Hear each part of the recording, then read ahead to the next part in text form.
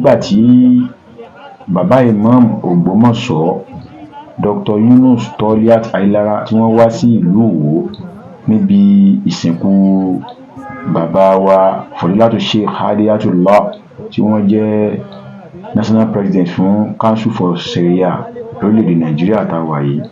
Kàyéfì tí mo rí ni pé bàbá Imam Ògbómọ̀ṣọ́ Ọlọ́run mo ń fi àsìkò yìí irú ògo báyìí dákun jẹ́ ó jáde nínú àwọn ọmọ mi, ṣàánú mi Ọlọ́run, jẹ́ kí irú ògo yìí èmi náà ò tí ì dàgbà sèmi náà lógo ṣàwọn ọmọ mi lógo.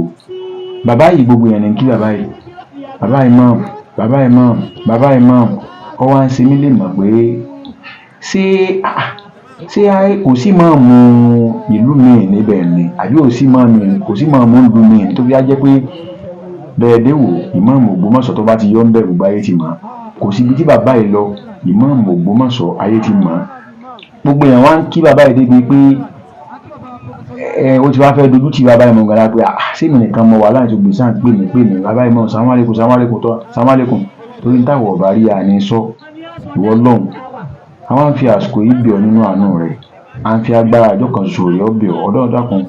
Ìmọ́lẹ̀ tí ń bẹ lára bàbá yìí tí ń tàn lára bàbá yìí tí gbogbo ayé fi ń ṣùgbà wọn tí wọ́n fi ń pè wọ́n tọrọ wọn fi ń nítumọ̀ létí ayé Ọlọ́run dákun má pa ìmọ́lẹ̀ yìí Ọlọ́run.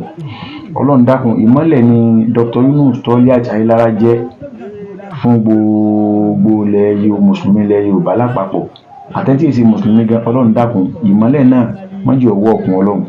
Ẹ wo bàbá àgbàlagbà tí wọ́n ti sin lọ́run débi pé tí wọ́n àgbọn fífún ẹgbẹ́ ṣe ń ṣe fún bàbá Imam ẹgbẹ́ ń ṣe pẹ̀lú wọn ní gbogbo ẹ̀ ṣe sí bàbá Imam nílùú Ìwó lónìí rẹ̀ o.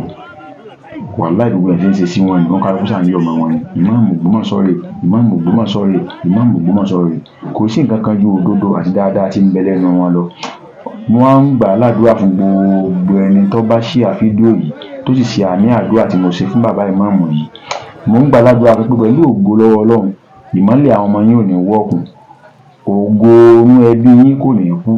Gbogbo ẹni tó bá wá ní kí bàbá Imam kí mọ́lẹ̀ wọn wọ́ọ̀kùn àbí kó go ara wọn kú, mò ń bẹ̀ ọ́nú àánú rẹ̀ Ọlọ́run dákun bó ṣe gbà lérò sí bàbá Imam jẹ́ kó rí bẹ́ẹ̀ fún, kó rí bẹ́ẹ̀ fáwọn ọmọ rẹ̀, kó rí bẹ́ẹ̀ fáwọn ọmọdọ́mọ rẹ̀. Ọlọ́run dákun ẹ̀mí gígùn àtàlàfíà bá ń ṣe fún bàbá Imam o. Àdúrà wọ́n gbà ibi àárọ̀ náà dé rí tí bàbá